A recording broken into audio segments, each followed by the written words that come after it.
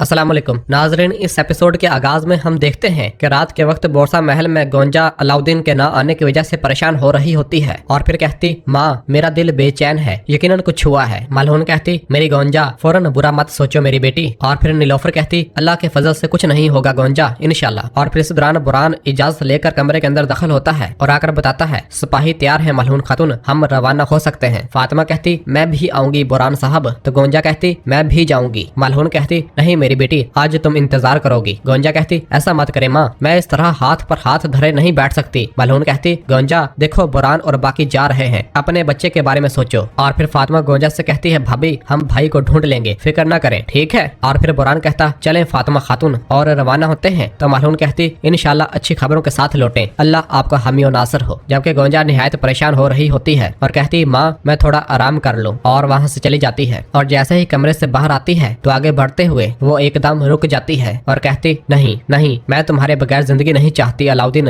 नहीं चाहती। और दोबारा वापस रवाना हो जाती है और बुरान के पीछे चली जाती है। नाज़रीन, फिर इसके बाद अगली सुबह हम देखते हैं कि अब्दुर्रहमान, शामिल और बाकी सिपाही गालीजा की सरजमीन पर नदी के किनारे मौजूद होते हैं। फलादियोस, हलीमा और बाकी साहब भी वहीं मौजूद होते हैं और उरहान साहब शहजादी स्पोर्चा के हमरा कश्ती पर सवार हुए साहल की जानब आ रहे होते हैं। आगे बढ़ते हुए अब्दुर्रहमान खुश होते हुए कहता, गालीजा के दामन में खेमा लगाकर मैं इतना खुश हूँ जैसा अकपिनार का पानी पी लिया हो भाइयों। और फिर दूसरा सिपाही कहता, हमारे अबाओ जिदाद ने लोहे के पहाड़ों से रास्ता बनाया था, हम भी इंशाल्लाह रोमिलिया को फतह करेंगे। शामिल कहता, इंशाल्लाह हमारे ख्वाब सरहदों में कैद नहीं हो सकते भाइयों। और सब इंशाल्लाह इंशाल्लाह कहते हैं। और फिर मुस्तफा मट्टी को उठाता है और उसे सूंघते हुए कहता, ये काफिर भी जल्द ही ये बात समझ आएंगे। और फिर वो जैसे ही हलीमा के पास पहुंचते हैं तो हलीमा कहती, तुम्हारी खुशी देखकर लगता है कि तुम तैयार हो सिपाहियों। तो तमीर बोका कहता, हमारी खुशी भी जंग की तैयारी का ही हिस्सा है हलीमा खातून, हम बिल्कुल तैयार हैं। जबकि उरहान साहब मुसलसल साहल की जानब आ रहे होते हैं और कहते, ये जमीनें हमें पुकार रही हैं, मैं ये महसूस कर सकता हूँ। और फिर उनकी कश्ती साहल पर आ पहुंचती है और उरहान साहब कश्ती से नीचे उतरते हैं और फिर इस तरह शहजादी स्पोर्चा भी नीचे आती है। सब सिपाही सलाम करते हैं। उरहान साहब फलादियोस के पास आकर पूछते, हम किस तरफ जाएंगे फलादियोस? तो फलादियोस कहता, अमदादी फौज परागिया नदी की तरफ से आएगी, उस तरफ से। उरहान साहब कहते, ठीक है, घोड़ों के साथ तैयार रहो, तुम लोग आगे जाओगे, मैं और स्पोर्चा तुम्हारे पीछे आएंगे। और फिर फलादियोस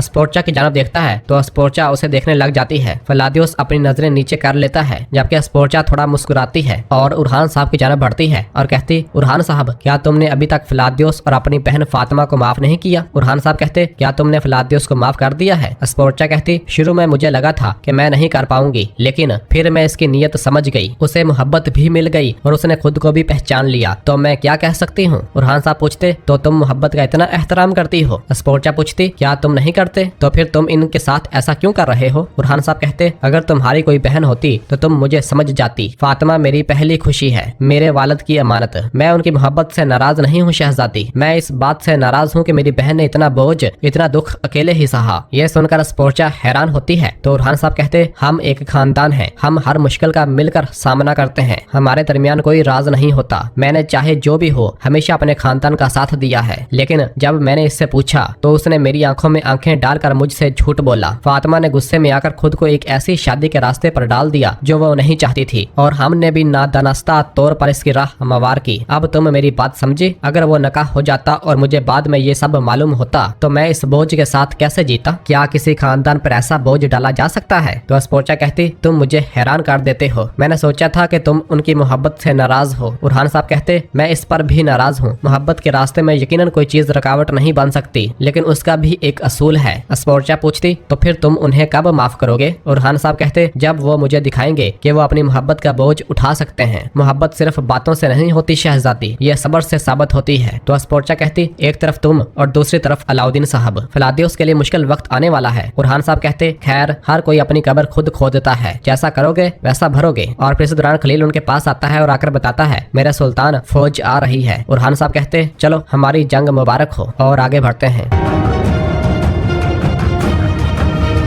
जबकि दूसरी जानब हम देखते हैं कि बाज़ंतनी फौज अपने रास्ते के जरिए आ रही होती है और उनके काफिले में बड़े बड़े संदूक होते हैं, जबकि दरसून भी उन्हीं के काफिले में मौजूद होता है और कहता है, हम साहल पर पहुंचकर कश्तियों के जरिए पार जाएंगे, जल्दी करो। और सब आगे बढ़ते हैं। आगे बढ़ते बढ़ते हलीमा खातून और कुछ खवातीन भकारियों का बेस तान कर काफिले के सामने आ जाती हैं और कहती, हमें भूख लगी है, भूख लगी है, थोड़ा सा खाना दे दो, बराए करम रोटी का एक टुकड़ा दे दो। और सब खवातीन काफिले के सामने आकर उनका रास्ता रोक लेती है। दरसून भी उन्हें देखने लग जाता है। एक बाज़ंतनी सिपाही उनके सामने आता है और कहता है दफा हो जाओ। हलीमा और बाकी सब खवातीन कह रही होती हैं बराए मेहरबानी रोटी का एक टुकड़ा दो। दरसून मुसलसल उन्हें देख रहा होता है और उसकी नजर हलीमा पर पड़ती है, जबकि हलीमा की नजर भी दरसून पर पड़ जाती है और वह जब गौर से देखती है तो कहती है दरसून के मुंह से भी बेसाख्ता निकलता है हलीमा, और दोनों एक दूसरे की जानब देखते ही चले जाते हैं। जबकि दूसरी जानब एक बाज़ंतीनी सिपाहियों का काफिला जो दूसरे रास्ते पर जा रहा होता है, शहजादी अस्पोर्चा उनके सामने आ जाती है और उनसे पूछती सिपाहियों तुम कहाँ जा रहे हो? तो काफिले का कमांडर कहता शहजादी अस्पोर्चा आप यहाँ क्या कर रही हैं? अस्पोर्चा पूछती तुम इस गाड़ी में क्या ले जा रहे हो? इस पर वो कमांडर खामोश हो जाता है और फिर अस्पोर्चा अपने सिपाहियों को साथ लेती है और काफिले की जानब बढ़ती है। उसके सिपाही काफिले पर पहुंचने के बाद संदूकों को खोलने लग जाते हैं, जबकि उस काफिले का कमांडर भी चौकन्ना हो जाता है। अस्पोर्चा के सिपाही जैसे ही संदूकों को खोलते हैं तो वो सोने के सिक्कों से भरे हुए होते हैं और बताते हैं शहजादी अस्पोर्चा ये सोना है। यह देखकर अस्पोर्चा को बहुत गुस्सा आता है और वो कमांडर से पूछती अपने शहंशाह की इजाजत और हुक्म के बगैर तुम ये सोना किसके पास ले जा रहे हो? तो वो कमांडर एकदम अपनी तलवार निकाल लेता है और कहता है इन्हें मार दो। उसके सिपाही जैसे ही हमला करने लगते हैं, इस दौरान उरहान साहब अपने तीर उन पर चला देते हैं और अपने सिपाहियों को लेकर बाहर आ जाते हैं। शहजादी अस्पोर्चा भी बाज़ंतीनियों से लड़ने लग जाती है और उन्हें मौत की घाट उतारना शुरू कर देती है। एक बड़ी जंग होना शुरू हो जाती है, जबकि इधर हलीमा भी अपनी तलवार निकाल लेती है और बाज़ंतीनियों पर टूट पड़ती है। दरसून कहता इन सब को मार दो। ये कहते और सुनते साथ ही बाज़ंतीनी सिपाही उनकी जानब भागते हैं और उनसे लड़ने लग जाते हैं। हलीमा बहादुरी के साथ उनका मुकाबला करती है। उनकी फौज जब भागते हुए आ रही होती है तो दरसून अपनी तलवार से पीछे आने वाले बाज़ंतीनियों को मौत के घाट उतारना शुरू कर देता है और बहुत ही जल्द तमाम बाज़ंतीनियों को मार दिया जाता है। ये सब देखकर हलीमा कहती दरसून तुम क्या करने की कोशिश कर रहे हो? जबकि दूसरी जानब उरहान साहब अपने सामने आने वाले हर एक बाज़ंतीनियों को मौत के घाट उतारते ही चले जा रहे होते हैं और उनकी तलवार चलती ही चली जा रही होती है। जबकि शहजादी अस्पोर्चा भी बहुत से बाज़ंतीनियों को जहन्नम हासिल कर रही होती है और इस तरह ये लड़ाई थोड़ी देर जारी और सारी रहती है। फिलादियोस भी अपने सामने आने वाले हर एक बाज़ंतीनियों पर क़यामत ढा रहा होता है और अपने तलवार और खंजर से उन्हें मौत के घाट उतारता ही चला जा रहा होता है। जबकि अब्दुर्रहमान खलील भी बहादुरी का मुजाहरा करते हुए लड़ाई में भरपूर अपना तावन पेश कर रहे होते हैं। तमीर बोगा शामल भी अपने सामने आने वाले के मौत के घाट उतारते ही चले जा रहे होते हैं और फिर शामल पुकारते हुए कहता है काफरों को उस्मानियों की ताकत दिखा दो, चलो बहादुरो, अल्लाह अकबर। मुस्तफा भी बाज़ंतीनियों को काटते हुए कहता है रोमेलिया में हमारी पहली फतह करीब है भाइयों, और सिपाही अल्लाह अकबर का नारा बुलंद करते हैं और फिर अपने सिपाहियों को मरता हुआ देखकर उनका कमांडर कहता हम पीछे हट रहे हैं और जंगल की जानब भागने लग जाता है। उसे भागता हुआ देखकर उरहान साहब फिलादियोस को पुकारते हुए कहते हैं फिलादियोस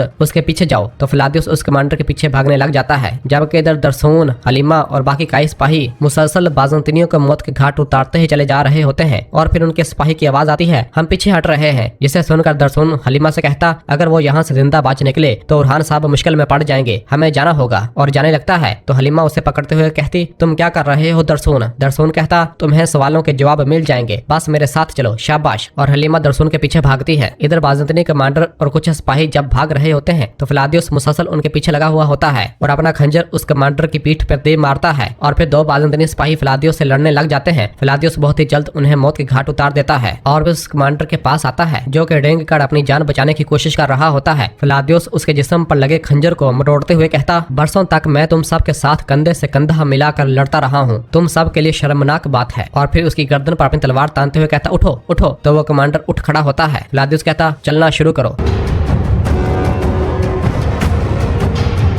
और फिर उसे लेकर रवाना होता है। और नाजरीन इसी जगह पर एपिसोड खत्म करते हैं। मिलते हैं बहुत जल्द अगली एपिसोड के साथ। वीडियो को लाइक कर दें और जिन दोस्तों ने अभी तक चैनल सब्सक्राइब नहीं किया वो जल्दी से चैनल सब्सक्राइब कर दें और बेल आइकन यानी घंटी वाले निशान को भी प्रेस कर दें ताकि आने वाले एपिसोड्स आपको आसानी मिल सके। दुआ में याद रखें। अल्लाह हाफिज।